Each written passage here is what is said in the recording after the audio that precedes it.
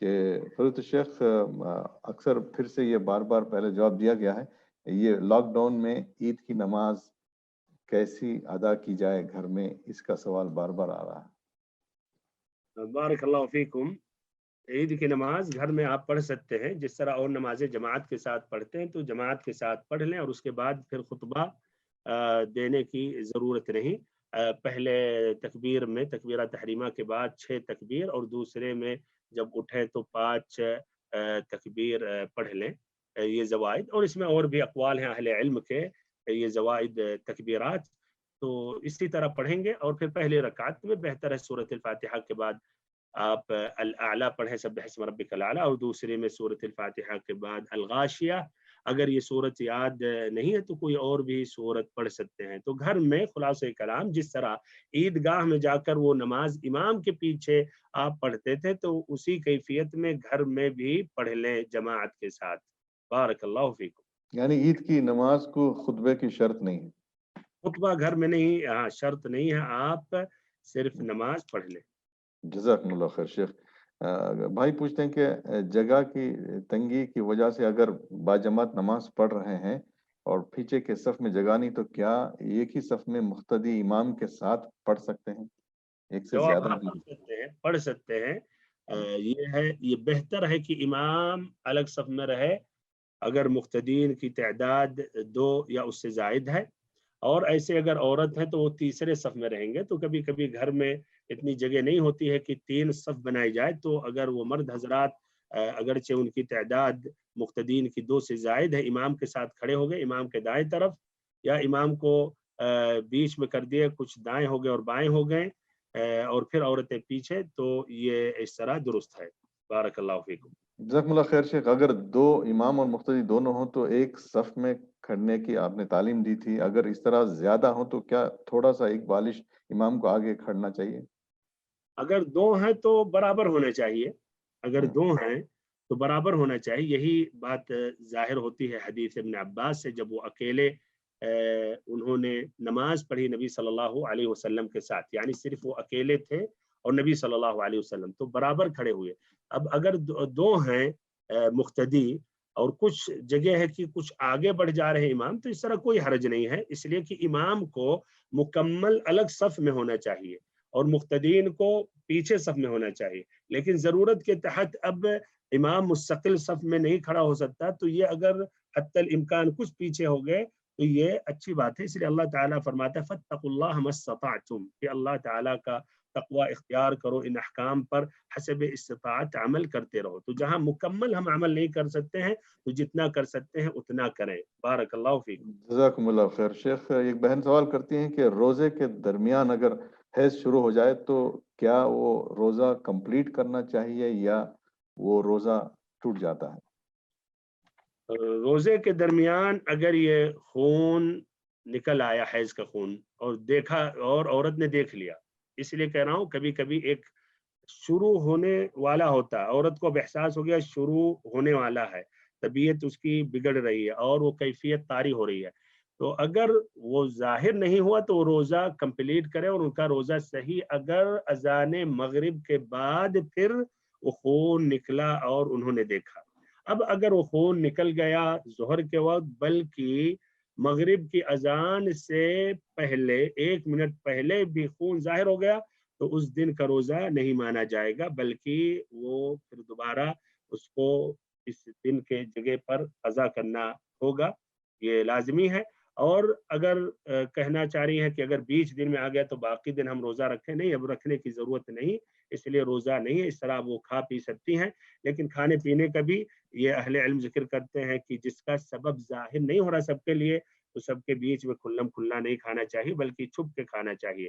بارک اللہ فیکم وجزاکم اللہ خیر۔ جزاکم اللہ خیر شیخ۔ ایک بہن کا سوال ہے کہ اگر ولادت کے 20 دن بعد اگر بچہ مطلب شوہر کے وفات کے 20 دن بعد اگر ولادت ہوتی ہے بچے کی تو کیا عدت پوری ہو گئی یا اس کو پورے 4 مہینے 10 دن مکمل کرنے ہوں گے؟ نہیں، ادھر عدت اس کی پوری ہو گئی۔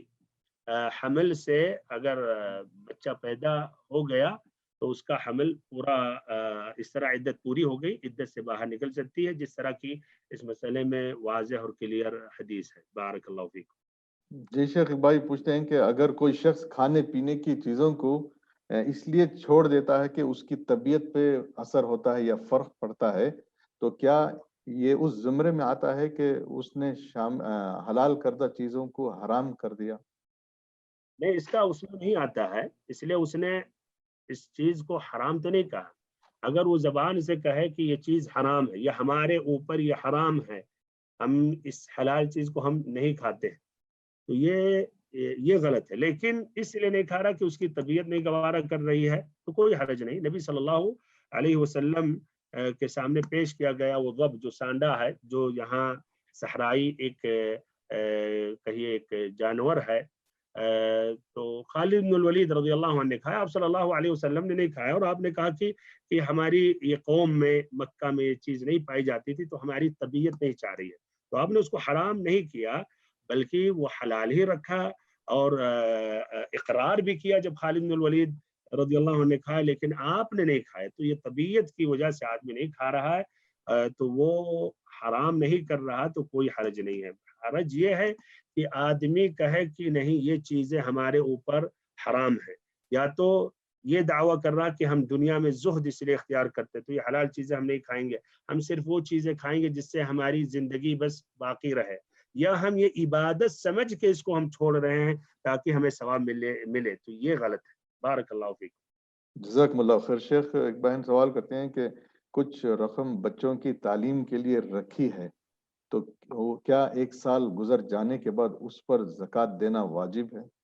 بالکل واجب ہے، ہر وہ رقم جو آپ رکھے ہیں تعلیم کے لیے، اپنی ضرورت کے لیے، گھر بنانے کے لیے، اگر دو شرطیں پائی گئی تو زکوٰۃ واجب ہے، ایک نصاب اور دوسری شرط ہے ایک سال گزرنا۔ بارک اللہ فیکم۔ جزاکم اللہ خیر شیخ، ایک صاحب پوچھتے ہیں کہ ظہر کی نماز کا آخری وقت کب تک ہے؟ ووقت الظهر الى ان يصير ظل كل شيء مثله، ظہر کا وقت جو شروع ہوتا ہے زوال کے بعد، زوال سے مراد کی سورج جب بیچ آسمان پر پہنچ جائے پھر مغرب کی طرف جب مائل ہو تو ظہر کا وقت شروع ہو جاتا ہے، اور یہ باقی رہتا ہے یہاں تک کہ ہر چیز کا سایہ اس کے برابر ہو جائے، ہر چیز کا سایہ اس کے برابر ہو جائے تو ظہر کا وقت ختم ہوتا ہے اور فوراً ہی عصر کا وقت داخل ہو جاتا ہے۔ بارک اللہ فیکم۔ جزاکم اللہ خیر شیخ، ایک ماں پوچھتی ہے کہ میرے صاحبزادے کا سوال ہے کہ وطر پڑھنے کا صحیح طریقہ کیا ہے، اس لیے کہ اسکول میں اس کو الگ طریقہ بتایا گیا، اس کے گھر میں اس کے ماں باپ نے الگ بتایا، اور جہاں وہ تعلیم سیکھنے کے لیے گیا تو وہاں کچھ اور سیکھا، تو اصل طریقہ کیا ہے؟ ہر طرف ہر کوئی سب کھینچ رہے ہیں اپنے اپنے طریقوں پر، بہرحال آپ کو اور آپ کو وہ راستہ اختیار کرنا چاہے جو اللہ تعالیٰ نے فرمایا فَإِن تَنَازَعْتُمْ فِي شَيْءٍ فَرُدُّوهُ إِلَى اللَّهِ وَالرَّسُولِ، سورۃ النساء کی آیت نمبر 59، جس کا الحمدللہ یہ درس قرآن میں یہ آیت کریمہ کی تلاوت کی گئی، ترجمہ اور اس کی تشریح بھی ہوئی کہ اگر کسی بھی بات میں اختلاف ہو تو اس کو اللہ اور اس کی رسول کی طرف پلٹاؤ۔ تو حدیث کے روشنی میں وتر کی جو 3 رکعت ہے اس کا 2 طریقہ ہے، یا تو 3 رکعت آپ مسلسل پڑھیں ایک سلام سے، اور یا ایک تشہد سے، پھر اس کے بعد اخیر میں 2 سلام پھیریں، یا پھر دوسرا طریقہ 2 رکعت پڑھنے کے بعد سلام پھیر لیں، پھر اس کے بعد مستقل 1 رکعت الگ سے پڑھیں۔ اب اگر اس کی کیفیت میں بھی کہنا چاہ رہی ہیں تو اس کی کیفیت سے پہلے رکعت میں سورۃ الفاتحہ کے بعد سبح اسم ربک الاعلی پڑھنا یہ بہتر ہے، پھر دوسرے میں فاتحہ کے بعد قل یا ایھا الکافرون، تیسرے میں سورۃ الاخلاص، یہ ہے اختصار کے ساتھ۔ بارک اللہ فیکم۔ جزاکم اللہ خیر شیخ، بارک اللہ فیکم۔ اس طرح اپنا وقت ختم ہو چکا ہے۔ گزارش کرتا ہوں کہ اپنے بھائیوں سے کہ اپنے دوست و احباب کو بھی اس درس قرآن کے مبارک سلسلے میں جوڑ کر آپ بھی دعوت کا حصہ بنے۔ ایسے ہی یہ جو پروگرام لائیو نشر کیا جاتا ہے یوٹیوب میں، اسے سبسکرائب بھی کریں اور اپنے دوست اقارب میں دعوت کی نیت سے نشر کریں اور پھر سے یاد دلا دوں کہ نماز کے تعلق سے کافی سوال ہوتے ہیں، شیخ محترم استاد ڈاکٹر عبدالحد نذیر حفظ اللہ سے براہ راست آپ سوالات بھی کر سکتے ہیں اور سیکھ بھی سکتے ہیں وضو اور نماز کا صحیح طریقہ، روزانہ 5:40 سعودی عرب کے ٹائم اسی زوم آئی ڈی پر اور راہ جنت کے چینل پر لائیو بھی یوٹیوب میں دیکھا جا سکتا ہے۔ جزاکم اللہ خیر و بارک اللہ فیکم۔ جو سوال رہے گا انشاءاللہ ہم کل پوچھنے کی کوشش کریں گے۔ سبحانک اللہم و بحمدک نشہد ان لا الہ الا انت نستغفرک و نتوب الیک، وصلی اللہ وسلم علی نبینا محمد وبارک وسلم۔